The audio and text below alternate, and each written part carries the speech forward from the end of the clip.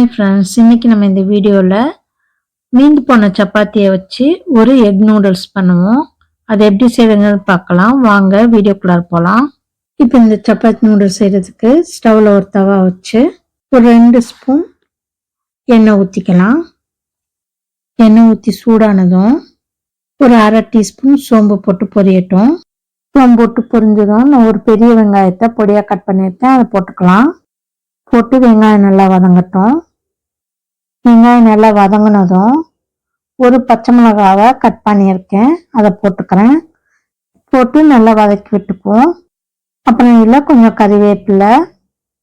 கறிவேப்பிலை வெங்காயம்லாம் வதங்கினதும் ஒரு சின்ன தக்காளி எடுத்து பொடியாக கட் பண்ணியிருக்கேன், அதை போட்டுக்குவோம். போட்டு நல்லா வதக்கி விட்டுக்குவோம்.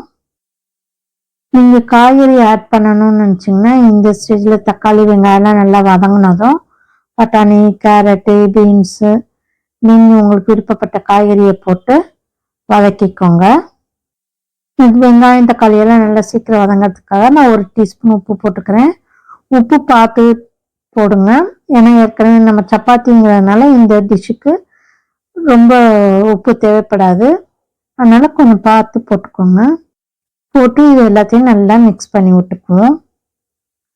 சீக்கிரம் தக்காளியெல்லாம் நல்லா மசிஞ்சு வதங்கும். தக்காளி வெங்காயம் வதங்கினதும் இதில் ஒரு 1/4 டீஸ்பூன் மஞ்சள்தூள் போட்டுக்கலாம். இப்போ இதில் 1/4 டீஸ்பூன் தனியா பொடி போட்டுக்கலாம், 1/4 டீஸ்பூன் மிளகாய்த்தூள், அப்புறம் ஒரு 1/4 டீஸ்பூன் மிளகுத்தூள் போட்டு இது எல்லாத்தையும் நல்லா மிக்ஸ் பண்ணிக்குவோம். இப்போ இது எல்லாம் நல்லா வதங்கினதும் நான் ஒரு 2 முட்டை எடுத்து நல்லா அடித்து வச்சுருக்கேன், அதை இதில் ஊற்றிக்கலாம். ஊற்றி இதை நல்லா மிக்ஸ் பண்ணி விட்டுக்குவோம். முட்டை பொடி மாஸ் பண்ணுற மாதிரி பண்ணிக்கோங்க, நல்லா கொத்தி விட்டுக்கோங்க. இப்போ இந்த அளவுக்கு ஈரப்பதம் இருக்கையிலேயே நான் ஒரு 3 சப்பாத்தியை இந்த மாதிரி நீல வாக்கில் கட் பண்ணியிருக்கேன், அதை போட்டுக்கலாம். கொஞ்சம் முட்டையில் ஈரப்பதம் இருக்கட்டும், ரொம்ப நல்லா ட்ரையாக பண்ணாமல் அதுக்கு முன்னாடி போட்டுக்கோங்க. போட்டுட்டு இந்த சப்பாத்தியும் முட்டையும் முட்டை மசாலா எல்லாம் சேர்ந்து வர மாதிரி நல்லா மிக்ஸ் பண்ணிக்குவோம். கொஞ்சம் ஈரப்பதம் இருக்கையில் போடும்போது தான் இந்த சப்பாத்தியில் அதெல்லாம் கோட் ஆகும். போட்டு நல்லா மிக்ஸ் பண்ணி விட்டுருங்க. இப்போ நல்லா மிக்ஸ் பண்ணியாச்சு.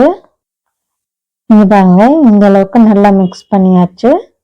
நல்லா உதிரியாகவும் இருக்கு, எல்லாத்துலேயும் மிக்ஸ் ஆகிருக்கு பாருங்க. இப்போ கடைசியாக இதில் கொஞ்சம் கொத்தமல்லி தழையை தூவிட்டு அதையும் போட்டு நல்லா மிக்ஸ் பண்ணி விட்டுக்குவோம். இப்போ அருமையான சப்பாத்தி நூடுல்ஸ் ரெடி ஆயிடுச்சு. இப்போ ஸ்டவ் ஆஃப் பண்ணிட்டு இறக்கி வச்சிருவோம். இப்போ இந்த நூடுல்ஸை இறக்கி வச்சாச்சு. இதை ஒரு பவுலில் மாற்றிக்குவோம். இப்போ அருமையான டேஸ்டியான மீந்து போன சப்பாத்தியில் எக் நூடுல்ஸ் பண்ணியாச்சு. இப்போ இது மேலே லைட்டாக கொஞ்சோண்டு கொத்தமல்லி தழை வச்சுக்கிறேன். இப்போ அருமையான டேஸ்டியான சப்பாத்தி எக் நூடுல்ஸ் ரெடி ஆயிடுச்சு. இதை நீங்கள் செஞ்சு பாருங்க. செஞ்சு பார்த்துட்டு இந்த வீடியோ பிடிச்சிருந்தா லைக் பண்ணுங்க, கமெண்ட் பண்ணுங்க, ஷேர் பண்ணுங்க. அப்படியே எங்கள் சேனலை சப்ஸ்கிரைப் பண்ணுங்க. மறக்காம பெல் ஐக்கானை கிளிக் பண்ணுங்க. அப்போதான் எங்களோட ஒவ்வொரு வீடியோவும் உங்களுக்கு நோட்டிஃபிகேஷனாக வந்து சேரும். Thank you friends.